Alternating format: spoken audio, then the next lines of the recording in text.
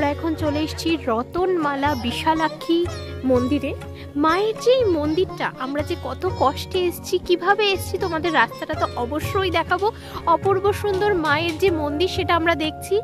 আর বাদিকে আমরা দেখতে পাবো হচ্ছে বাদিকে পুকুর রয়েছে। আমরা এই রাস্তাটা দিয়ে এসেছি, তোমাদের পুরো রাস্তাটা দেখাবো। আমাদের সঙ্গে থাকো, পুরো ভিডিওটা দেখতে থাকো। তো চলো মন্দিরটা একটু ঘুরে দেখা যাক। মায়ের এখানে নিজস্ব পুকুরও রয়েছে খুব সম্ভবত। তো চলো,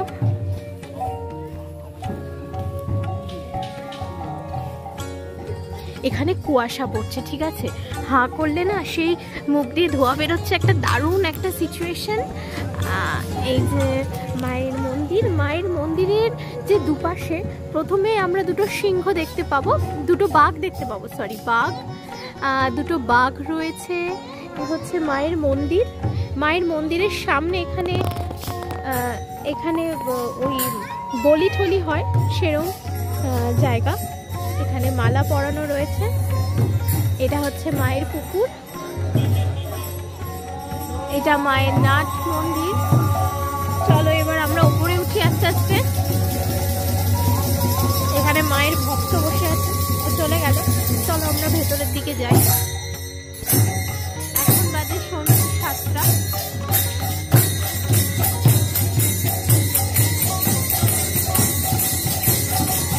হরে কৃষ্ণ নাম হচ্ছে।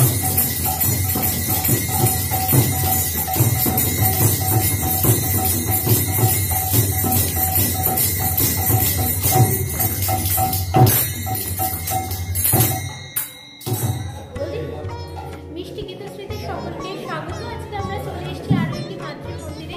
মা এখানে ভীষণভাবে জাগ্রত। কেন বলছি সেটা তো তোমরা ভিডিওতে দেখতেই পাবে। আর আমার সঙ্গে রয়েছে মাতৃ প্রতিমা। নতুন হলে অবশ্যই চ্যানেলটা সাবস্ক্রাইব করতে ভুলো না, বেল আইকনে ক্লিক করতে ভুলো না, কোথা থেকে দেখতে জানাতে ভুলো না। ভিডিওগুলো দেখার অনুরোধ রইল। ভিডিওগুলো কেমন লাগে জানাতে ভুলো না। আমাদের সঙ্গে থেকে পুরো ভিডিওটা দেখতে।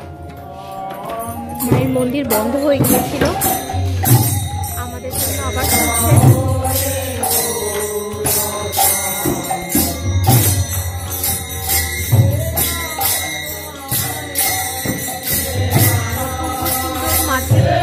দর্শন করছি আমরা।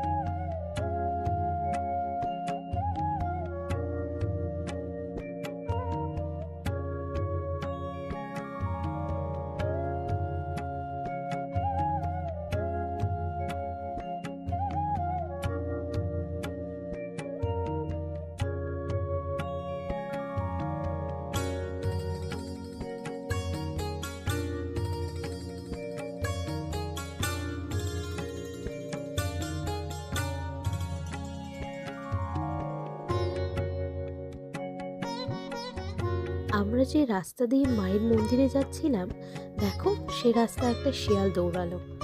ওয়াও, কি দারুণ মোমেন্ট। আমি চেষ্টা করেছি তোমাদের পুরোটাই দেখানোর রাস্তাটা।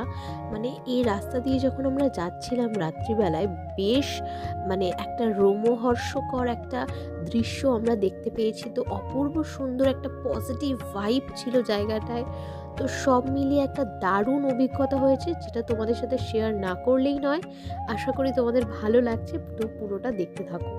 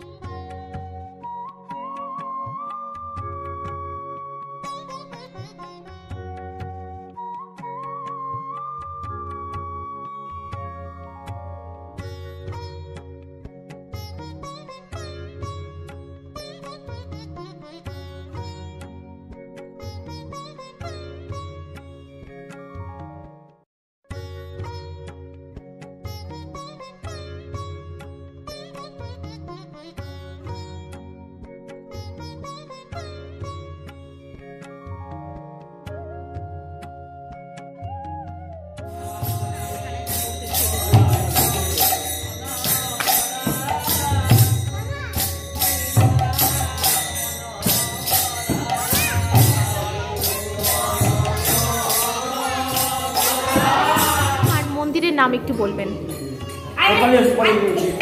শ্যামপুর থানা, রতনপুর, আমরদা অঞ্চল, রতনপুর গ্রাম।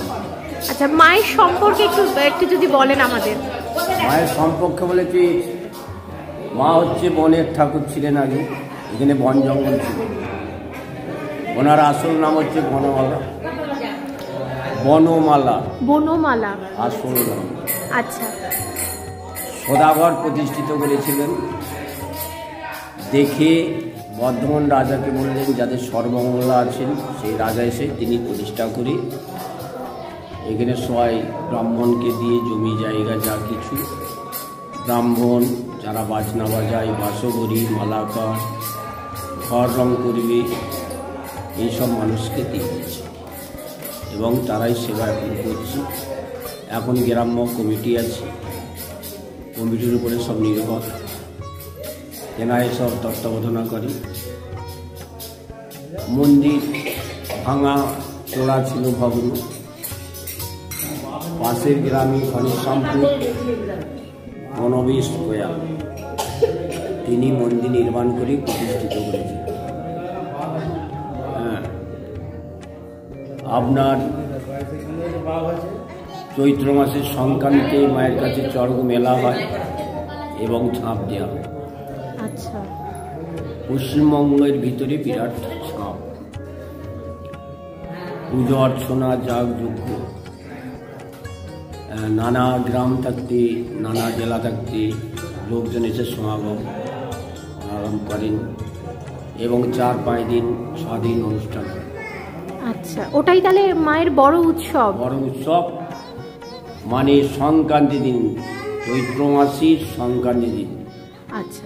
আর 1 তারিখেও পূজা অর্চনা সব কিছু। আচ্ছা, আর মায়ের নিত্য পুজোতে কি কি থাকে ভোগে? নিত্য পুজোরে মিষ্টান্ন, ফল। ও, মায়ের অন্নভোগ হয় না? না, অন্নভোগ হয় না। আচ্ছা, আর মায়ের মন্দির খোলা থাকে কটা থেকে কটা অবধি?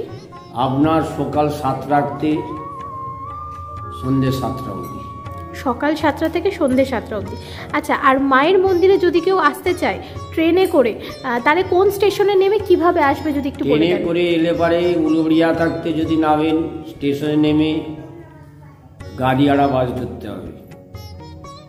বারগ্রামে নেমে ওইখানে রতনপুরের অটো চলছে, শ্যামপুর টু রতনপুর, ওয়েন্দাক্তারপুর রতনপুরে চলে আসবেন এবং বাগনানে নেমে দেওড়ায় বা নাউলে নামতে হবে।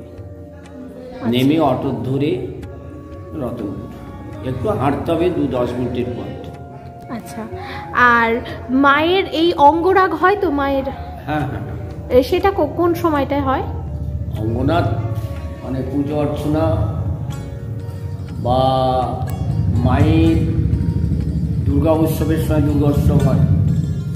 4 দিন পূজা অর্চনা হয়, যেমন ক্লাবে বা যাদের সর্বজনীন গৃহে যাদের দুর্গা পূজা, সেইভাবে এখানে পুজো অর্চনা হয় এবং নবমীর দিনে 9টা বলি হয়। আচ্ছা আচ্ছা, কালী পুজোর দিনে মানে কালী পূজা, যজ্ঞ এবং বলি হয়। আর এর সবচেয়ে বড় উৎসব এবং জন্মতিথি হয় 11ই মাঘ। যে কোনো বার পড়বে, সে কোনো বাধা নেই। 11ই মাঘ মায়ের জন্মতিথি এবং ভোগ বিতরণ। 11ই মাঘ? 11ই মাঘ বাংলার। আচ্ছা, আর একটু জিজ্ঞাসা করব, মায়ের সঙ্গে আমরা কাকে কাকে দেখতে পাচ্ছি সেটা যদি একটু বলেন। মাকে দেখতে পাচ্ছেন, হ্যাঁ, ডান দিকে বিসর্জন মানে শিব, আচ্ছা, বাঁ দিকে ভৈরব, কাল কাল কাল কাল ভৈরব আপনার শুয়ে আছে মায়ের পদতলে। মহাকাল যেটা বলা যায়, মহাকাল শুয়ে আছে। ডান দিকে হচ্ছে জয়া, বাঁ দিকে বিজয়া এবং মায়ের বাহন বাঘ বা সর্ব। আচ্ছা, আর যে এই ঠাকুরগুলো দেখছি, সেই ঠাকুরগুলো সম্পর্কে যদি একটু বলতেন, যে এই যে আরো যে রয়েছে না, এই যে এইখানে যে ঠাকুরগুলো দেখতে পাচ্ছেন, এইগুলো যাদের সন্তানতি হয় না, তারা এখানে মায়ের দৈব ওষুধ খেয়ে যায়। দৈব ওষুধকে এখানে হয়। এনারা ভাত খাওয়ানি মানে অন্নপ্রাশনের আগে মাকে মানে বাজনা টাজনা করে পুজো অর্চনা দিয়ে যায়। ও আচ্ছা, তারাই বিভিন্ন ঠাকুর দেবতা দিয়ে যায়।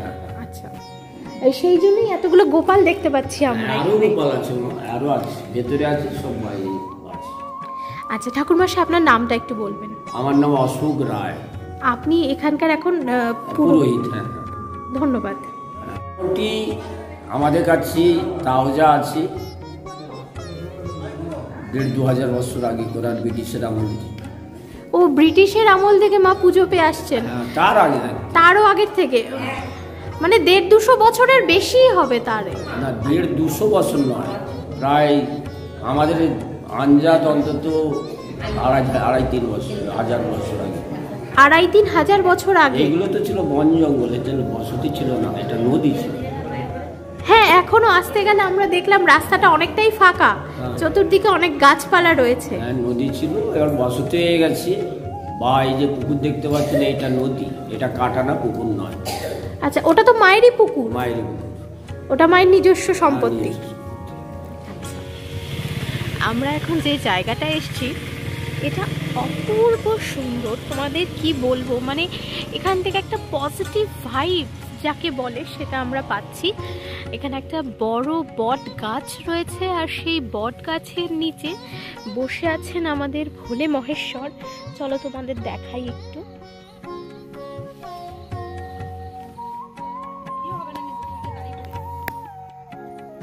জায়গাটা অপূর্ব সুন্দর। ওদিক দিয়ে, ওদিক দিয়ে, এদিক দিয়ে, এদিক দিয়ে, এদিক দিয়ে।